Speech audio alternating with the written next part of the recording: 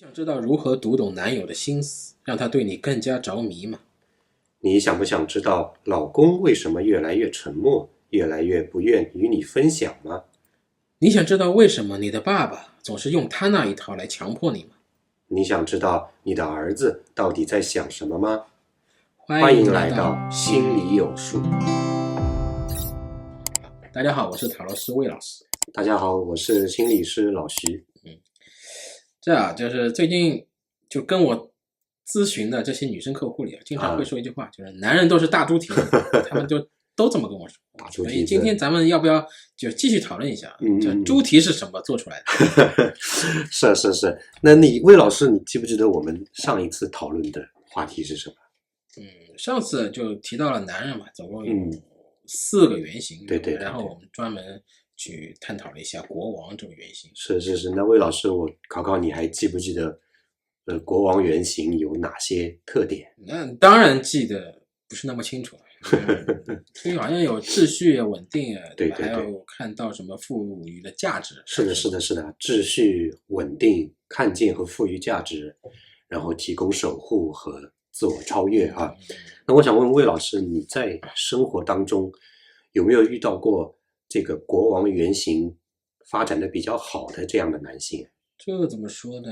我接触到男人不太多，对，但是在屈指可数的里面我认识的男性基本上没有见过标准的国王啊。所以其实你见到的男性里面，他们的人格当中的那个国王的那个三角形，就都是会长歪的，对吗？对，基本上都歪的啊。所以我不知道大家记不记得我们上一次提到过男人的4个原型。其实每一个原型都会是一个三角形的形状，那如果这个原型发展的比较好的话，它就会是一个比较标准的等腰三角形或者等边三角形。所以4个原型，也就是4个三角形组合在一起的话，一个男人的人格会是一个金字塔的形状。那所以其实魏老师，你能理解男人的4个原型他们相互之间它不是独立存在的，因为金字塔嘛，它是相互支撑的嘛。对，所以国王就像我们现实世界当中的国王或者是领袖那样，他是需要其他人来协助跟支持的，因为孤立的国王是不存在的嘛。所以魏老师，你觉得每一个人在人生当中遇到的第一个国王，你觉得会是谁呢？那必须是接生的医生嘛，对吧？没有，现在好多都是护士接生男的不多了，对吧？对。好，其实应该是父亲吧。父亲，对，是父亲爸爸。所以那些来找你做塔罗分析的女生，她们很多都会谈到跟男朋友或者是老公这样伴侣的关系嘛。那其实对一个女生来说，她在长大以后，其实她跟身边男性的交往的过程无论是她的男朋友还是她在工作当中遇到的男同事，其实都会受到她小的时候跟她的爸爸的关系的这样一种影响。就是按你的意思来说，就是女孩找男朋友都会以自己爸爸作为标准。对。难怪我女人缘那么好，原来我像他们的爸爸。那今天我们聊的是爸爸？没有啦，不是。我们今天其实并不是要特意来聊爸爸只不过是因为大部分人小时候在成长过程当中，第一个遇见的男性就是自己的爸爸嘛，对吧？爸爸在家里面是一家之主的这样一个形象嘛，他就很符合国王的形象，对吧？但是你有没有想过，如果爸爸出了门，离开了家，出去工作，那其实他就是很像另外一个形象，也就是我们今天要聊到的男人的4个原型当中的第2个原型，叫做战士。那战士有什么呢？战士他是罗伯特·摩尔跟道格拉斯·吉列特这2位作者在男人的4个原型当中提出的第2个原型魏老师，我考考你，记不记得我们上次讲过心理学意义上的原型是什么？根据我的理解就是原型应该是最基础的、最普遍的一个性格和人物的模板。对。所以我们今天要提到的战士就是男人的4个原型之一我们上次其实提到过，在一整套的这个原型体系当中，每一个原型都可以看成是一个三角形嘛。你还记不记得我们上次提到的国王？国王在小时候是什么？是一个还没有开始成长的歪脖子蠢。对啊，对啊。那国王小时候，他在三角形底边的两端的两个顶点上面，你记得是什么？应该就是成长的两个极端，一个就对对是暴君，对吧？一个是对对对对这个柔弱的王子。对对对，其实我们今天要聊的战士也是一样的啊。一个发展成熟的战士，它也会是一个三角形的形状啊。但是战士这个原型在小的时候啊，叫做英雄这样一个概念啊。哎，魏老师你怎么理解英雄？英雄我知道，李连杰演的，当时不是还获得全国10大瞎编评价？不是啊，不是那个电影的英雄啊。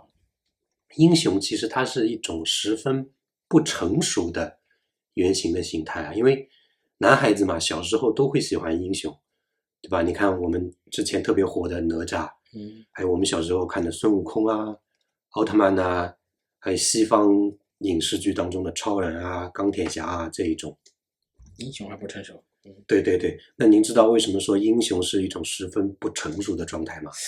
大概就是枪打出头鸟，就是想当英雄，基本上都是愣头青，哎，对总抱有一些比较虚无缥缈的这种幻想，最后就被打脸了嘛。对对对。不过电影一般只是电影，就是为了满足那些有幻想的小朋友。对对对对对，就是因为英雄这个概念，您讲的很对啊，虚无缥缈，它存在很多不切实际的东西，幻想，比如说就会有各种各样的超能力啊，我们看的漫威的电影当中就会有各式各样的英雄，我们中国人也有，小朋友喜欢孙悟空，对吧？哪吒，那所以战士这个原型在小时候被称为英雄，也是因为小朋友大多数时候小朋友都希望自己是一个有超能力的英雄，因为小朋友他不需要去考虑一些非常实际的问题嘛。确实是这样，就是一般的真正的大佬都藏居幕后的，对对，就算是领袖也是运筹帷幄，是有几个会冲锋陷阵。对对对对，所以战士的小时候是英雄，那就会有很多女生会觉得自己的男朋友或者老公很幼稚嘛，对吧？那你知不知道这个英雄如果发育不好的话，也就是说在这个圆形的三角形的底边的两侧两个顶点，你觉得分别会是什么呢？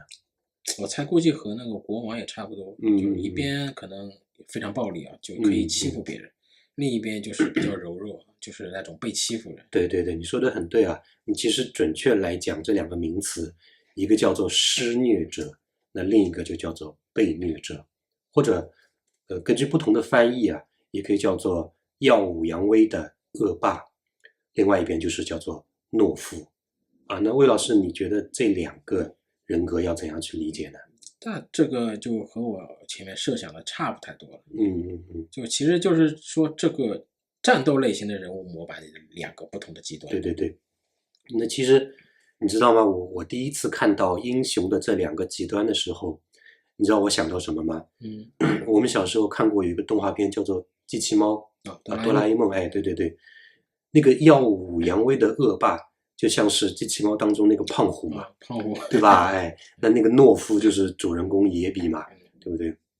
那我们看一下这个耀武扬威的恶霸，首先他就是力量的滥用跟自大嘛，他会表现为叫做过度的自信，他会有支配欲，他会好战，而且会很冷漠嘛，他会很习惯去展现自己的力量，但他的这种力量呢，通常来讲都缺乏真正的目标，他更多的是为了征服，为了控制，或者是单纯为了炫耀，他不会是去为了真正的一些责任或者是使命。那么在这种比较极端的情况下，像这样的人他就会对其他人会很缺乏同理心，他可能会通过攻击、欺压、贬低其他人来证明自己的强大。那表面上看上去充满战士精神，但其实他内心是一个非常不成熟的英雄。对对对，他会通过渴望外在的战斗来掩盖实际上他自己内心的脆弱嘛。那么像这样子的人，他的表现我们总结来讲会有这样一些嘛，他总是会想赢，他没有办法接受失败，他认为认输是一种非常懦弱的表现他会喜欢挑衅和攻击其他人，他会挑起冲突，甚至是故意来制造对立，来证明自己的力量。那么他呢是很缺乏目标感的，他的这个战斗，他只是为了战斗而战斗他也很没有耐心，他遇到挫折的时候会变得非常的暴躁他不能冷静的去应对挑战。所以本质上来讲，这样的人他表面上强势，实际上内心深处是很不安全的，会很害怕被看作软弱或者是无能的人，所以他才会用攻击性来掩盖自己的恐惧嘛。所以你听我这样讲，是不是特别像机器猫当中那个胖虎？是这样，就是其实说白了一句话，就是自己越缺什么，就越想要展现什么。对。当人缺少那一份真正的自信，就特别害怕别人觉得他没用，是，觉得所以要表现得更强势一点。对，自己表达能力又不足，那怎么办呢？就是不能让人别人幸福，那只能靠暴力的。对，采取更暴力的一些手段。是的。那么另外一个方面，提到懦夫，也就是机器猫当中的主人公野比。那野比是什么样子的呢？那懦夫嘛，他就是缺乏勇气，而且很被动。那么他外在的表现就是回避冲突，害怕承担责任他会对各种各样的挑战感到害怕，他会尽量的想要避免承担风险，甚至他在面对外来的压力的时候，他会选择顺从或者是退缩。那他也有可能会有过类似于英雄的冲动但是因为他缺乏真正的战士能量，其实他们的勇气是脆弱不堪的，一旦受到挫折就会迅速的退缩。那这种所谓的阴影面也可能会表现为讨好别人、依赖别人，或者说害怕表达自己的意愿，甚至他有可能会让自己沦为别人的某种工具。那么这样的人的典型表现就是，首先他会很害怕冲突，在他面对矛盾的时候，他会更容易选择逃避，而不是勇敢的面对。他也很容易受外界的影响，他是没有比较坚定的信念跟意志力的，他会很缺乏行动力，他总是在那里想要等一个合适的时机，或者干脆就等别人来帮他解决问题。再一个呢，这样子的懦夫他会自我怀疑，他会认为自己不够好，不够强壮，所以他就不敢去争取自己真正想要的东西，就很像机器猫当中的野比嘛，对不对？那这样的人，他的心理本质就是他们内在的这个英雄的原型，这个能量其实是受到了压制的。那这个可能就源自于他们在成长过程当中比较缺乏鼓励，或者他曾经经历过一些失败，或者是羞辱等等，使他们不再敢去尝试一些什么东西。这个就和我小时候又有点像了我小时候是吗？我小时候就是有点懦夫样子，不太敢冒头，缺少一点勇气。不过现在好多了，现在敢和女生说话了，可以成为英雄了吧？那至少说明你是有在成长的嘛，对吧？那所以说，如果英雄能够顺利的成长的话，他就会变成叫做战士嘛，对吧？那魏老师，你觉得一个发育良好的战士会有哪些特点呢？敢和女生说话了呀，多好啊！其实不光是敢跟女生说话嘛，对不对？那一个好的战士，就像很多故事里面一样，他是能够吸引到女士们的注意的嘛，对吧？那他一定是会有许多好的品质的嘛。对，那比如说他有专注感和目标感。一个好的战士是不会被琐事干扰的嘛，他一定会坚定的朝他的目标前进的嘛。再一个，战士是有纪律性的，他是有自律性的，他懂得克制自己的欲望，他会严格要求自己，他会愿意为了更大的一些目标去做出一些牺牲。战士又是很勇敢跟果断的，他面对困境的时候是不会逃避的，他会迎难而上，他会敢于战斗。再一个，战士是会掌控自己的情绪的，他是不会让恐惧或者愤怒来左右自己，他反而会冷静的分析，做出一些比较理智的行动来。最后呢，战士他是有忠诚度跟责任心的，他会对自己的使命充满忠诚，他会对自己做出的承诺，他会去负责。那其实战士这样的一个原型是能够体现在我们生活的方方面面的。比如说在职场上，一个有战士精神的人，他会坚定不移的追求目标，他不会去轻易放弃的。那在个人成长当中，他会不断的突破自己的极限，迎接各种挑战，而不会说沉溺于安逸。那如果在家庭当中的话，他就会承担家庭责任，他会保护自己的亲人，而不是逃避或者是退缩。所以我就会想到一个概念，叫做躺平的战士。魏老师，你有没有想到过我们这代人小时候看过的一个动画片，叫做《骄傲的将军》？你看了过。这个好像说起来，好像我感觉我把自己套进去看啊，就好像我不是特别正啊，我好像有点歪了呀。没有，因为我们现在是在和平的社会里面嘛，不会有那种太多的直观上面的战士的感觉嘛，除非说你是在类似于像部队这样的环境，或是说警察呀、消防战士啊这种特别的环境里面才会有嘛。但是其实你提了一个很好的问题啊，就是一个长歪的、发育不良的战士，他就有可能会变成嗜血的暴徒，或者说另外一个极端就是冷漠的战争机器这样的。怎么感觉是要打仗长歪了就不能是一个和平好青年了？对，那我们先来讲那个嗜血的暴徒。你听这个名字嘛，嗜血的暴徒他是没有同理心和感情的。对啊，那在战士原型当中的这种侵略性和攻击性就会完全失去控制。那过度的侵略性就会变得攻击性很强，他就会掌控和压制其他人，他会用暴力或者一种很极端的方式去追求目标，甚至是他在这个过程当中不惜伤害其他人。他没有同理心，他就只关注胜负，他不会去考虑道德啊或者是人情。那比较典型的例子就是一些比较出现在历史上的比较冷酷无情的独裁者，或者职场上一些滥用权力的上司，或者是在关系当中控制欲极强的一些伴侣。那就应该把他们全部带去打仗。对。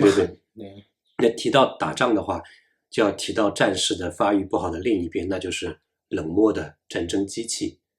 那这个他就是失去了一种情感连接，他是没有目标和热情的，他只是机械的去执行给他的任务，他会被动的忍受痛苦，他不反抗，他也不敢为自己去争取一些相关的权益。这听上去这不应该叫战争机器，这应该就是我。